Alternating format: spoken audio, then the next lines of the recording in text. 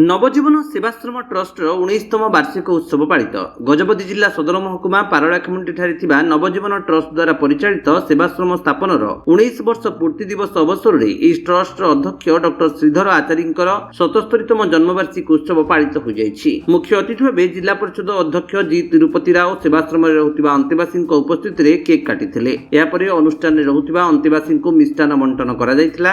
सेहिपरि एठारे रहुथिबा वृद्ध वृद्धांक राशन सामग्री बंटन करा जायथिला। कार्यक्रम में विशिष्ट शिक्षाविद विनोद चंद्र जेना, जुवेनाइल जस्टिस बोर्ड सदस्या भाग्यलक्ष्मी नायक, जनार्दन राव और गणेश पट्टनायक, प्रवीण कुमार रामाराव प्रमुख सम्मानित अतिथि भाव जोग देइथिले। समस्त कार्यक्रम को नवजीवन ट्रस्ट परिचालक एस बी रावणा परिचालना करथिबा बेले प्रवासिनी कुमारी जयलक्ष्मी प्रमुख सहयोग करथिले।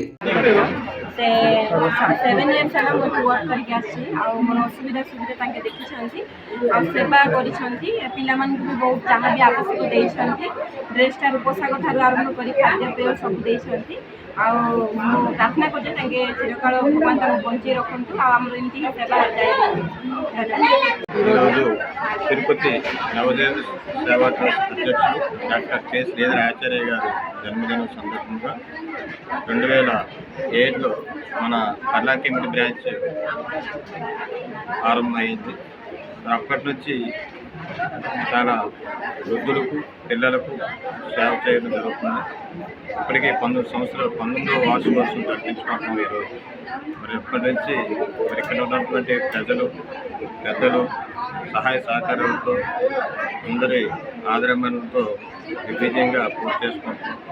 మరి ఇప్పుడు 77 మంది వృద్ధులకు 90 మంది పిల్లలకు ఈరోజు ఇక్కడ వారి యోగక్షేమాలు అలాగే వారి ఫుడ్ విషయంలో ఎన్ని విధాలుగా మన డాక్టర్ శ్రీధర్ ఆచార్య గారు సహాయ సహకారాలు అందిస్తున్నారు.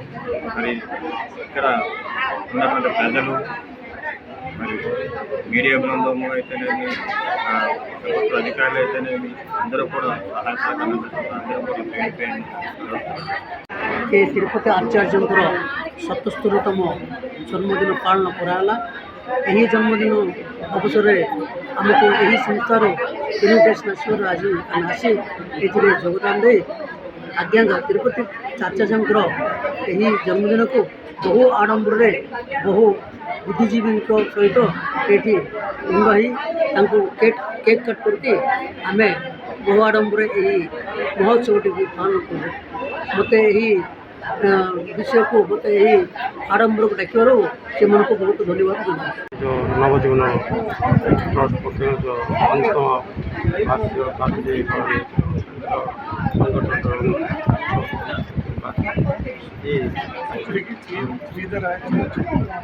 ट्रस्ट रन कर जन्मदिन एवं अनुष्ठान 19तम वार्षिक उत्सव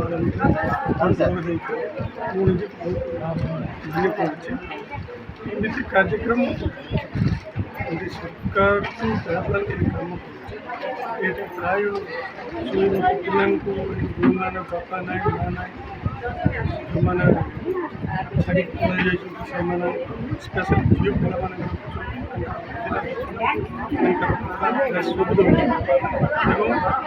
सोई वृद्ध एवं राशन बोले चाउल प्राइवेट सब प्रकार जिन आवश्यक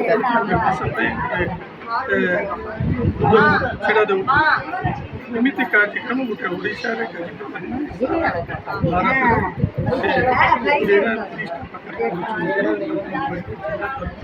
धन्यवाद जनाऊँगी।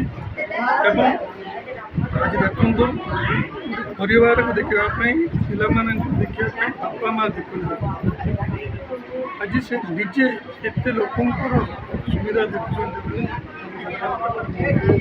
प्रार्थना करीर्घायु एवं निमित ब्रांच आगामी दिन में कुमा एवं काशीनगर गोटे प्रतिष्ठा चलती